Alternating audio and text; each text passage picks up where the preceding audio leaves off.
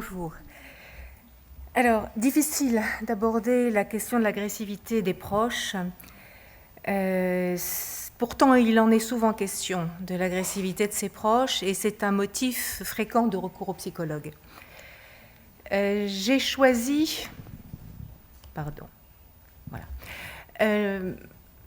mon intervention s'est centrée à commencer par cette question, c'est-à-dire en quoi l'agressivité des familles de patients atteints de la maladie d'Alzheimer aurait quelque chose de spécifique pour la rencontrer dans ses nombreux champs cliniques.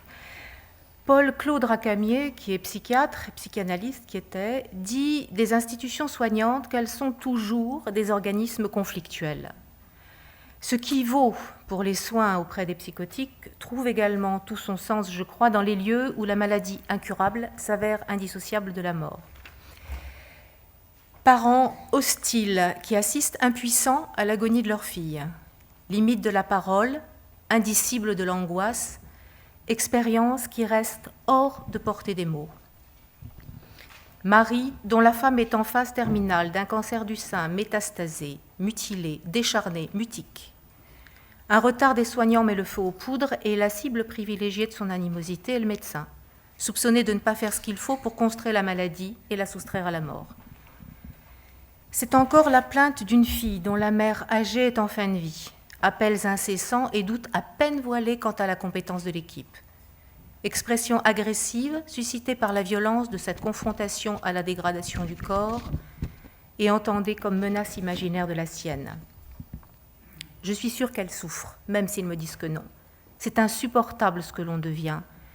Je garderai d'elle l'image d'une bouche grande ouverte. Vous connaissez le tableau d'Edvard Munch, Le Cri ? Mots, mais aussi images où se recense la variété des figures de mutilation, image persécutrice qui fait retour dans ses rêves sous forme de cauchemar. Ainsi, les cliniques de l'extrême où il y a ces enjeux de vie et de mort exacerbent ces mouvements affectifs entre amour, agressivité, désir de réparation et désir de mort, culpabilité, honte. Repensez au témoignage de ce jeune homme à propos de son père, qu'il n'appelle pas par ce nom papa, mais par son prénom. La maladie d'Alzheimer fait partie, je crois, de ces cliniques de l'extrême. La souffrance qu'elle représente pour celui qui en est affecté, pour son entourage, ont été décrites à maintes reprises, jusqu'aux circonstances qui poussent à l'institutionnalisation. À l'effet des organisateurs, propres aux symptômes démentiels, s'associe le poids d'une décision dont la famille est souvent prescriptrice et qui intervient la plupart du temps en situation de crise et comme une situation de crise.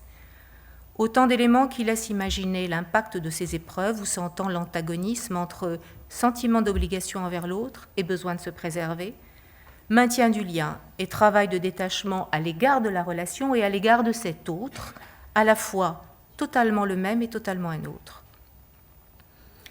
Arrivent au port des institutions des situations complexes et douloureuses que certains fuient et où d'autres se bousculent, rejoint sur des registres différents des histoires anciennes. Réflexion de Catherine Rousse, soulignant combien le terme famille masque la complexité de ce qu'elle contient et de ce qui la tient, c'était évoqué tout à l'heure, les relations qui s'y sont nouées et ce qui nourrit la relation d'aide. Le tout référé à un idéal de solidarité familiale, je dirais presque d'idéologie sociale, reconnaissant un statut d'aidant, qui est un terme que je crois aussi controversable, à certains, donc statut d'aidant à certains, position satisfaisante pour les uns ou culpabilisante pour les autres. Autant effet de structure individuelle et familiale que réactionnelle, les conflits, l'agressivité traduisent l'ambiguïté familiale à l'égard des soignants, familles elles-mêmes de plus en plus dépendantes d'eux. Leurs modes d'expression sont divers, se révélant par des plaintes, des revendications, des attitudes soupçonneuses, des remontrances, des réactions émotionnelles de colère ou des démonstrations à des fins intimidantes vis-à-vis des soignants. L'intention agressive est aussi manifeste dans les demandes d'explications incessantes, dans les irrégularités du respect des règles d'un service, de ses horaires de visite, jusque parfois dans les manifestations de colère à l'égard du proche suspecté de se faire plus dépendant qu'il n'est ou d'avoir abdiqué. Elle est aussi à l'œuvre retournée contre soi dans une omniprésence au prix de sa fatigue, de sa propre santé négligée, dans une résistance opposée à toute tentative de relais. Ambivalence affective entre ressentiment et inquiétude, dévouement entre contre-coup agressif et ressources pour son amour-propre. Famille fatiguée, parfois soulagée, mais se sentant souvent coupable, habitée par l'idée de leur insuffisance et de leur défaillance filiale, conjugale, aux prises avec des doutes quant à leur qualité et à leur capacité de sollicitude, oscillant entre agressivité, retrait, sollicitation intense et silence prolongé. L'entrée en institution contient la pensée de la toute dernière étape de l'existence, nous dit Pierre Charazac. Comment s'y résoudre ? Mais comment se réorganiser avec, par exemple, l'éventualité du retour à domicile du parent ou du conjoint lorsqu'une amélioration se dessine, tant il est difficile aussi de s'avouer que l'on ne se sent plus la force de faire face ou que l'envie manque. Quel sens trouver au répétitif des soins, des gestes ? On peut même se prendre à être agacé que les choses durent aussi longtemps devant une situation pénible qui s'éternise. Comment affronter l'envie que cela cesse pour l'autre, mais aussi pour soi ? Je préférerais le voir mort plutôt que dans cet état.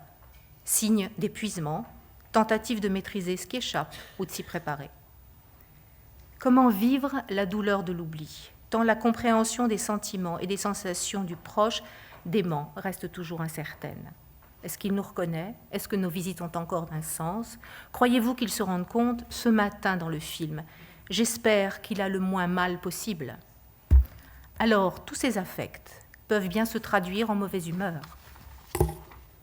Dans un vécu fait d'impuissance, d'incompréhension, de crainte, de relégation de cet autre parmi tous ces autres, au milieu de toutes ces vieillesses, ces familles bruyantes craindraient-elles d'être exclues, que les soignants les oublient, elles aussi, qu'ils oublient le sort qui les frappe avec la maladie d'un des leurs, comme le suggèrent, si justement je crois, Cyril Asif-Thomas et Philippe Thomas, psychogériatres. La colère, l'inquiétude, le marchandage offrent également de nombreuses occasions de conflit. Elles constituent des étapes d'un deuil à la fois précoce et impossible, à l'égard d'un proche encore vivant, mais qui n'y est plus tout à fait. Nourrissage à toute force, explication à n'en plus finir, demande d'examen, de traitement, besoin de se rendre utile, d'y être encore. Difficile d'accepter les choses comme elles adviennent, difficile aussi de demander de l'aide pour soi alors qu'on a pris l'habitude de mettre en avant celle du proche. Peut-être une façon d'éluder ses propres difficultés. Alors, signe de détresse familiale ou singulière, ambivalence des sentiments, appel à l'aide ou expression d'une souffrance dont la famille ne demande pas à être dépossédée pour autant, l'agressivité est un symptôme, souvent assidu, en tous les cas pesant dans le lien famille-institution. Qu'en penser, qu'en faire, ou en d'autres termes, comment sortir de l'impasse ? La pratique clinique invite, je crois, au tact, à la souplesse et à la prudence.